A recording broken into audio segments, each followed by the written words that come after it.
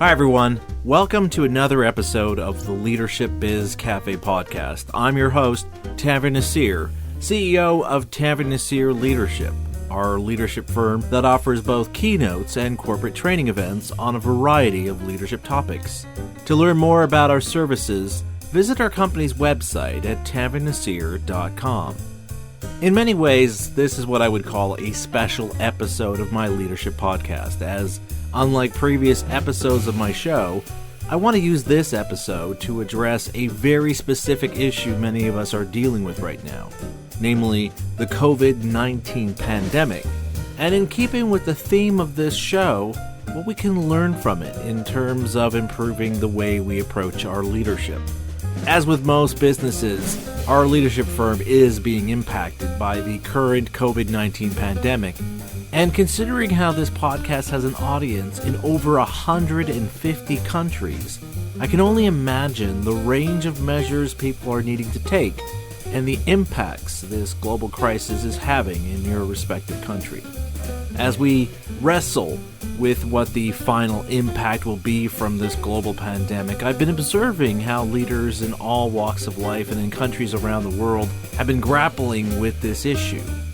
Admittedly, it has been fascinating to watch the various permutations of leadership responses and reactions, from the exceptional to those who clearly lack any understanding of what it means to be a leader.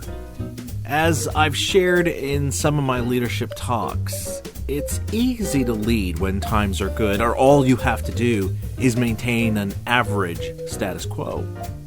Where we see the real division between those who can lead and those who can't is in those moments like these, where we can't act like it's business as usual and there's no map to help us figure out which way we need to go. For this episode, what I think would be most helpful is to focus on those leaders who are getting crisis management right and what their example can teach us about how to improve this skill in our leadership toolkit. To date, one of the best responses I've seen to the COVID-19 pandemic has been from the mayor of Calgary, Alberta, Naheed Nenshi. Early on, when this crisis began to hit his city, Mayor Nenshi put a number of measures into place to limit people's exposure. But what caught my attention, as well as the attention of other Canadians across the country, was this message he posted on Twitter to his constituents, where he wrote the following: "When we look back, let's hope the narrative is that we overreacted. These are tough decisions. For me personally, it was heartbreaking to close the rec centers and libraries, but ultimately these good habits keep us collectively safe. We'll continue to update you as we take further actions. In the meantime, please watch AHS and Dr. Hinshaw for updates on our healthcare system. Thank you for doing your part. We'll get through this together." When I read Mayor Nenshi's message, I was impressed because in just 74 words, he illustrated 3 important lessons for leaders everywhere on not just how to handle the COVID-19 pandemic, but how they can better address any crisis through their leadership. The first lesson is that you start off addressing a crisis by offering words of reassurance to those under your care.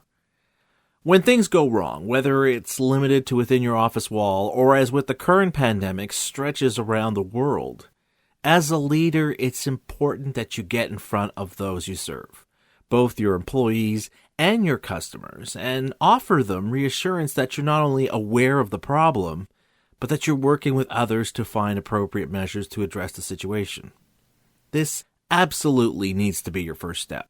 And the reason why goes to understanding how our brain processes information. Now, we're all familiar with the brain's fight or flight response to stress, but what we also need to understand is how our brain processes information. Specifically, our brain separates information it gets from our various senses as being either a reward or a threat. Now, on the surface, this seems pretty straightforward.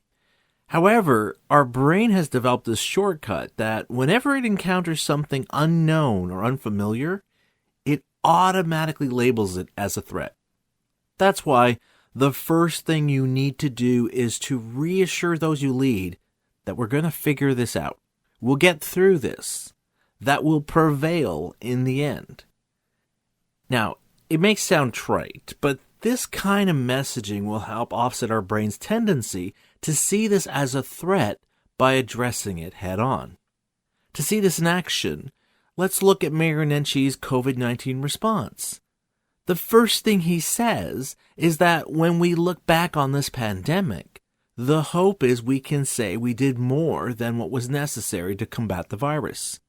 So, as much as he's saying these measures are necessary today, he's also giving that reassurance that we'll be in a stronger position to overcome a similar crisis in the future. The second lesson to successful crisis management is that you need to specify what measures you're going to take. Once you've provided reassurance to your employees and your customers, you need to back this up with a clear guidance on what measures you'll put into place to both prevent the situation from getting worse and, once under control, what you'll do to resolve it. Interestingly, here's where most political leaders have stumbled and where many business leaders have succeeded. Over the last several days, I've received emails from various companies with a message from the CEO detailing not only what they're doing to help limit the potential exposure to COVID-19 for both their employees and customers, but what they're doing to help address potential issues customers are facing due to the various restrictions and closures. And this is exactly the kind of blueprint you need to provide to those you serve with. Again, if you look at the various reports about people panic buying toilet paper and other products, many experts point out how what's behind this behavior is not just fear, but a feeling of a lack of control. Your employees and your customers are no different, which is why a key part of your crisis management toolkit has to include the ability to quickly develop a new roadmap that will help people get a clear understanding of what you're going to do to lessen the fallout and get back some measure of control. Again, Mayor Nenshi's message demonstrates this step in action and how he not only advises his constituents about the closure of various public facilities, but he encourages them to access various healthcare outlets to get information on what next steps they'll need to take to lessen the spread of the COVID-19 virus. Providing this level of clarity and follow-through, that this isn't a one-and-done update, but an ongoing conversation, will grow trust levels in your leadership, which is critical to keeping people calm and rational and not acting out of fear of the unknown.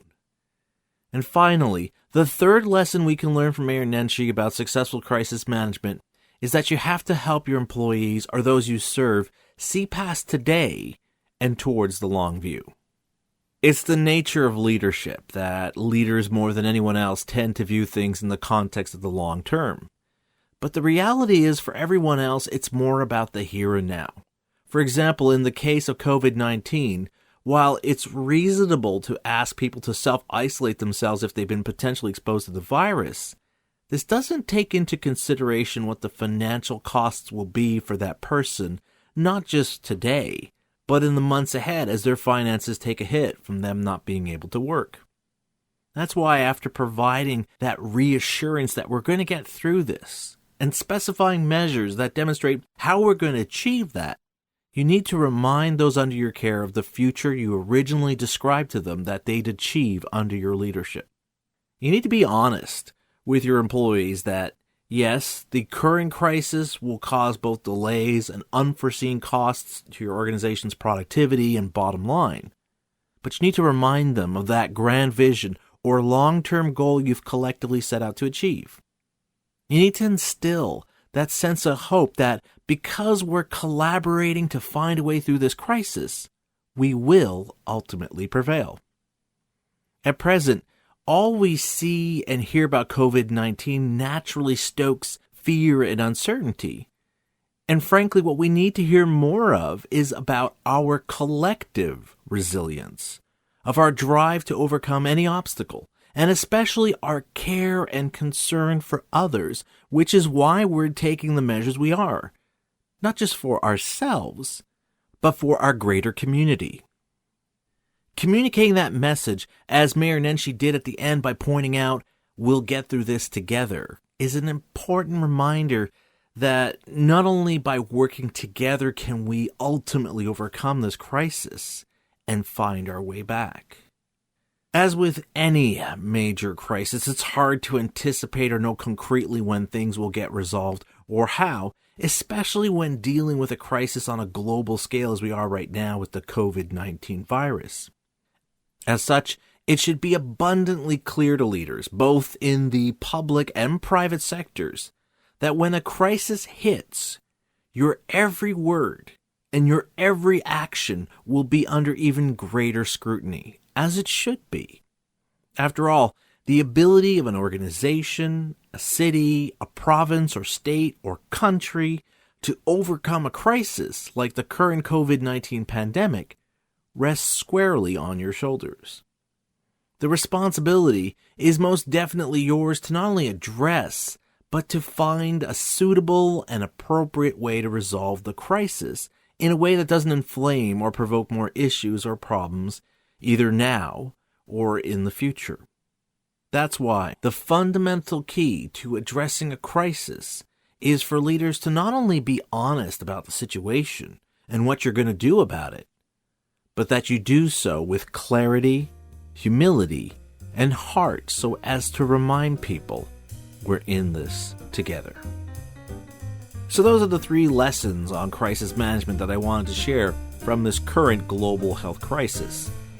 At this point in time, it's hard to know for sure what the final impact will be, both in terms of lives lost, lives upended, and the financial costs to countries, organizations, and people.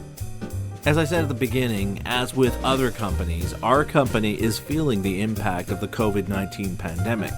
But I don't want to let it impact our ability to continue to share insights and words of encouragement about how you can improve your leadership. Because as much as we need true leadership right now to help us navigate through this storm, we will also need real leaders to step up once we reach those calmer waters, to help people to not only pick up the pieces, but figure out how to navigate in that post-COVID-19 world. So wherever you are right now, and to whatever degree your city, your province or state or country is grappling with this health crisis, I hope these words and my podcast will serve as a hopeful voice of not only how we can better manage this situation, but that in one way, shape, or form, we will get through to the other side and find our way forward. And to help keep this effort going, I'd like to ask you a favor.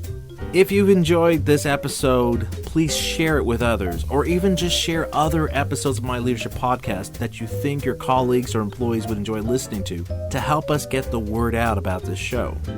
A great way to do this is simply to share a link to our podcast page at tanveernaseer.com/LBC.